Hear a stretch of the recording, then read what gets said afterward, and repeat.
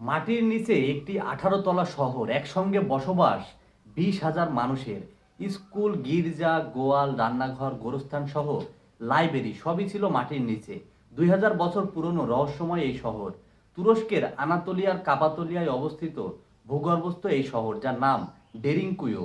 1963 সালে একটি বাড়ি মেরামতের সময় শহরটি আবিষ্কৃত হয়। শহরটি ছিল অগ্ন্যুৎপাতের জন্য বিখ্যাত।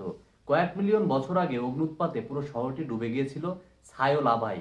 কালক্রমে সে ছাই ও লাভা রূপ নেয় নরম শিলায়। আনাতোলিয়ার প্রাচীন অধিবাসীরা শিলা খুঁড়ে ঘরবাড়ি নির্মাণ করতে থাকেন, যা একটি শহরে রূপ নেয়। এখানে মৃতদেহ সংরক্ষণের জায়গা, ভিতরে খাবারের দোকান সবই ছিল। এই শহরে ছিল অসংখ্য সুড়ঙ্গ, যা সেখানকার মানুষের ছাড়া বোঝা কিন্তু প্রায় অসম্ভব। ভূগর্ভস্থ এই শহরের নিচে দিয়েই বয়ে গেছে একটি পাহাড়ি নদী। সেখানকার মানুষ বড় বড় কুয়া খনন করে নদীর পানি কুয়াতে নিয়ে সেই পানি সংরক্ষণ করে তাদের সুপেয় পানির চাহিদা কিন্তু পূরণ করত। 1969 সাল থেকে এই শহরের মাত্র 10 ভাগ অংশ খুলে দেওয়া হয় কিন্তু পর্যটকদের জন্য।